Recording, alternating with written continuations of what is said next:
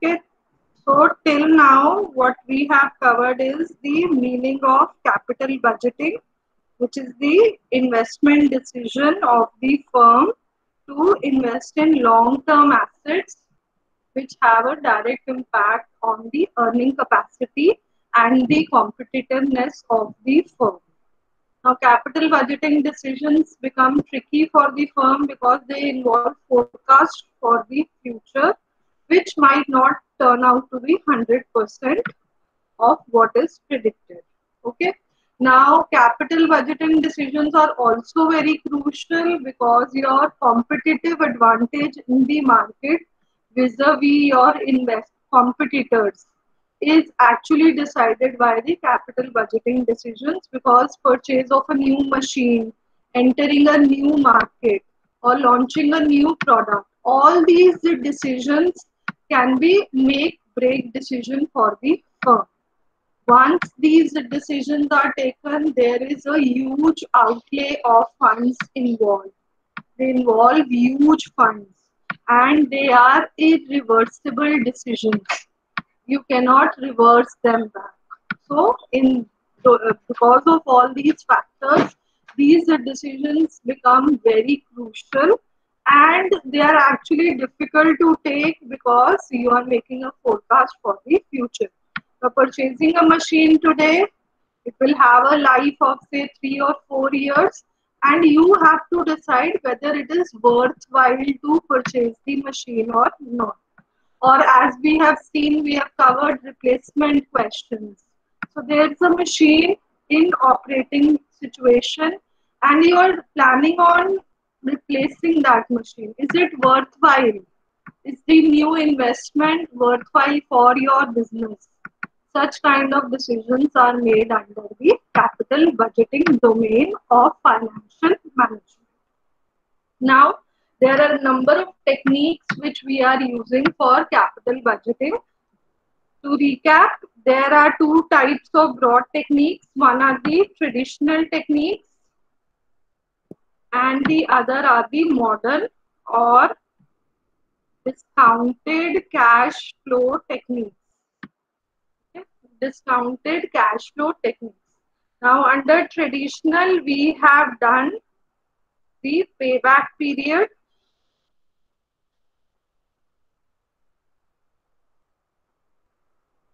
and second was accounting rate of return or the average rate of return. Under the modern techniques, traditional techniques, as the name suggests, they are not very widely used, but they are more consistent with the profit maximization objective, in the sense that they are not covering the aspect of time value of money. Okay, especially if under this I talk about the accounting rate of return is based on the accounting profits of the firm, while the payback period, though based on cash flows, is still not covering the time value of money. It's still not considering the time value of money. So we move to the modern techniques. In practical real life situations also, we cover these techniques. Under this, the most important technique is NPV, which is the net present value, IRR, the internal rate of return. Then with NPV, we study PI, which is the profitability index. Then you have the discounted payback period, which is an improvisation over the normal payback period. Then we did MIRR, modified internal rate of return, which was an improvisation over the traditional IRR. And the last technique that we have covered under discounted cash flow techniques is the terminal value method. Okay, so these 8 techniques we have covered in the class with practical questions. Today I'll give you a quick revision on the NPV technique. As I've told you, it is the most popular and most widely used technique of capital budgeting. Why is NPV so popular? NPV is basically present value of cash inflows minus the present value of cash outflows. So NPV is present value of cash inflows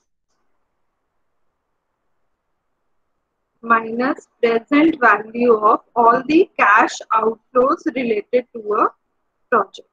Now, NPV will give you absolute addition to the wealth of the shareholder. So, in rupee terms, you get to know that due to this investment decision, how much money is being added to the wealth of the shareholder. So, as a result, we accept projects which have NPV greater than 0, and we reject projects which have a negative NPV, as they are not leading to any addition in the wealth of the shareholder. They are actually decreasing the wealth of the shareholder. Okay. So under the NPV method and under all the discounted cash flow techniques, you have to consider the cash flows from a project decision, and these cash flows, as explained earlier, are divided into three categories. So we start with the initial cash outflow, then you have the annual cash flows. These are the cash inflows from the project, and last is the terminal cash flow, that is the cash flow in the last year of the project. Okay. Any doubt, any problem till here? Anyone has a problem, you can unmute yourself and ask. So then we can move to the questions. Okay, so I'll move to the first question on NPV, which we will be practicing today. There on your screens. A machine purchased 6 years back for 1,50,000 has been depreciated to a value of 90,000. So this means that today the book value of the machine is rupees 90,000. Okay. So whenever you attempt questions, whenever you attempt these story questions on capital budgeting, always jot down the points that are given. So for old machine and then for the new machine. So we know today that for the old machine, the current book value is 90,000. Okay, after that, it had a projected life of 15 years, after which the scrap value would have been nil. A new machine will cost 2,50,000. There is a proposal to replace this machine. So the purchase price of the new machine is 2,50,000. And it will result in reduction of operating cost by 30,000 per annum for next 9 years. So you will replace the machine if A, it leads to an increase in your cash inflows, in your income, or B, it leads to a reduction in your operating cost. So your savings, if you purchase this machine, are 30,000 per annum. Okay. Now the new machine will be depreciated over the 9-year period with a salvage value of 25,000. So you are using the straight line method. Under the straight line method, every year the amount of depreciation remains the same, and the formula for straight line method is the initial investment in the machine minus scrap value divided by number of years of the life of the machine. So in this case, our investment horizon, our decision will be made over a period of 9 years. So your machine, which was of 2,50,000, will depreciate to 25,000, and the life of the machine is 9 years. So 2,25,000 divided by 9. How much does it make? 25,000 per annum.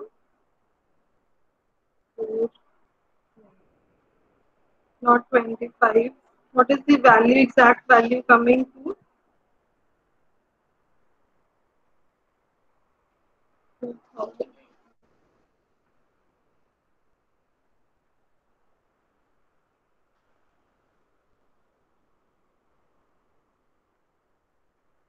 Okay, yes, it is 25,000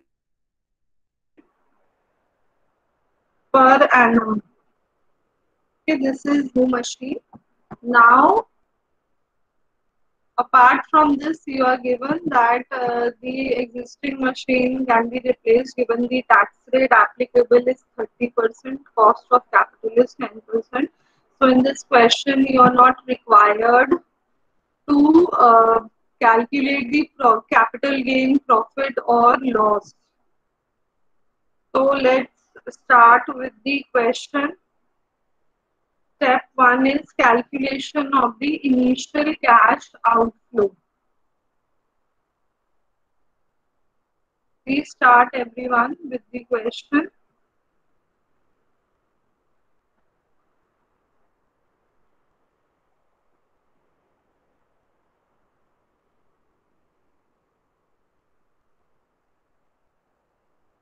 First, calculate the initial cash outflow.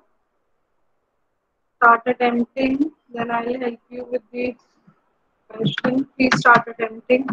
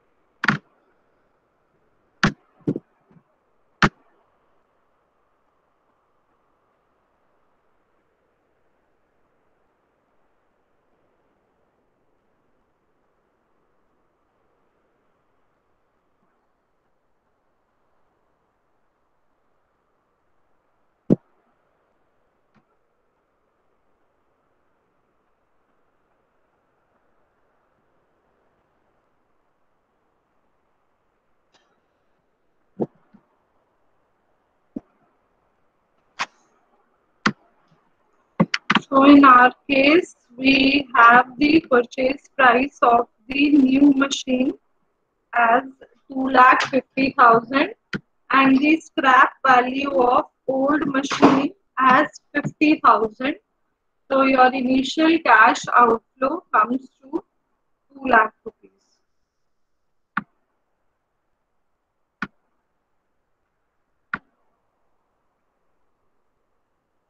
Now you can proceed with the second step.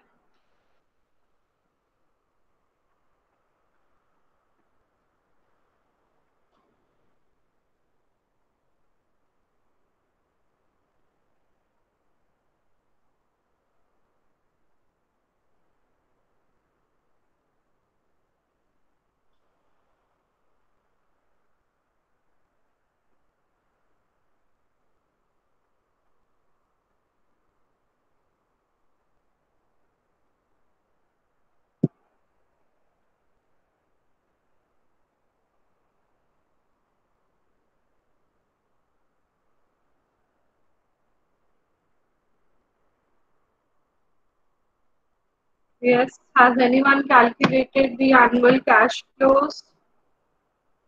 Step 2.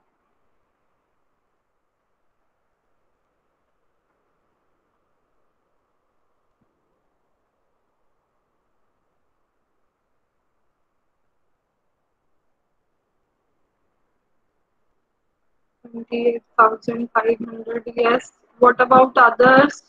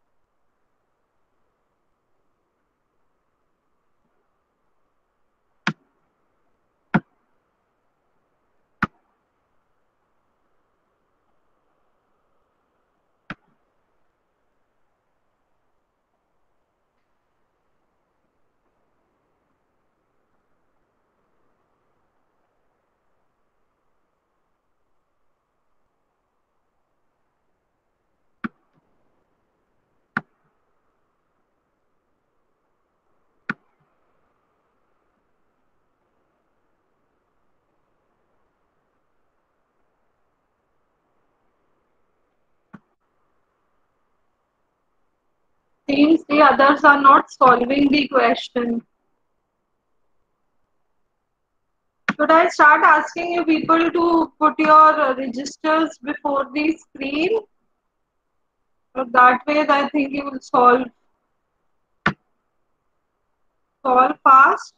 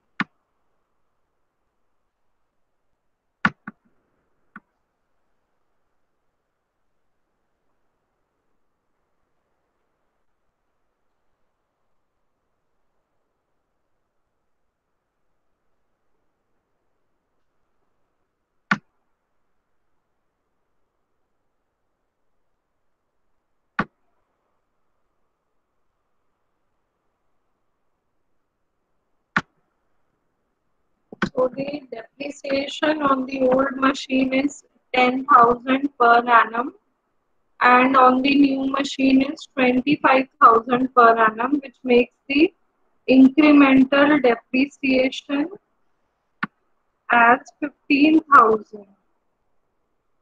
This is the depreciation amount you will be considering.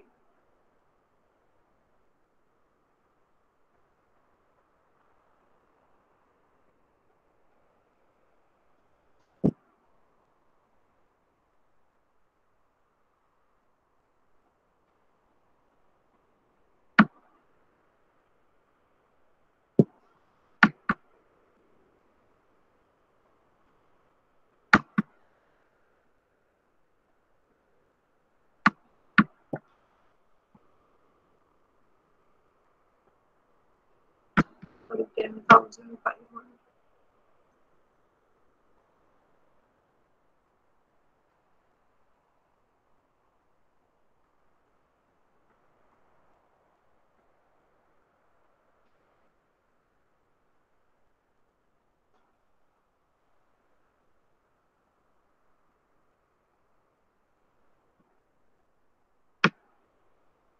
This is the second step.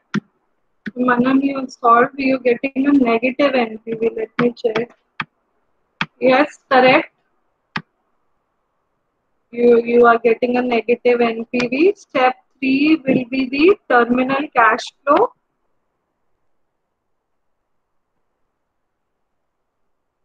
So for the ninth year, cash flow will be 25,500 plus the scrap value of 25,000, which will give you 50,500.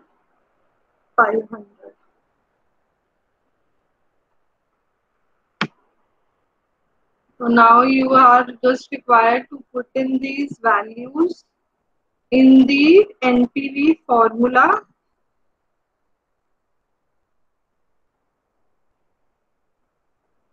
Present value of cash inflows minus the present value of all cash outflows. So NPV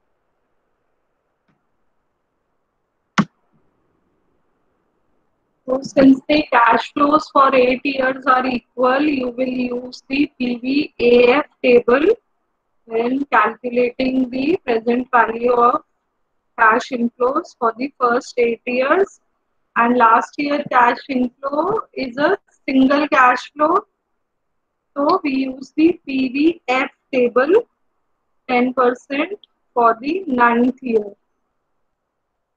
Okay, and cash outflow is 2 lakh rupees because you also had the scrap value of the old machine. So this is 2 lakh. So now please complete the question, everyone.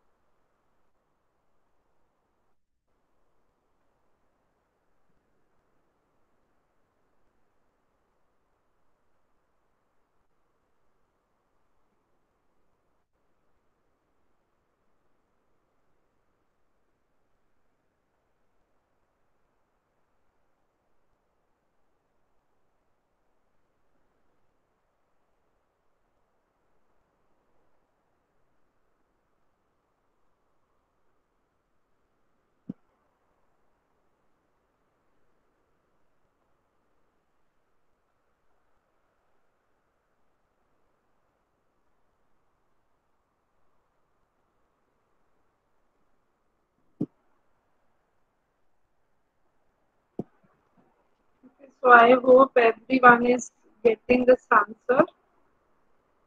So facing a loss if you replace this machine, so it is better to reject the proposal to replace the machine.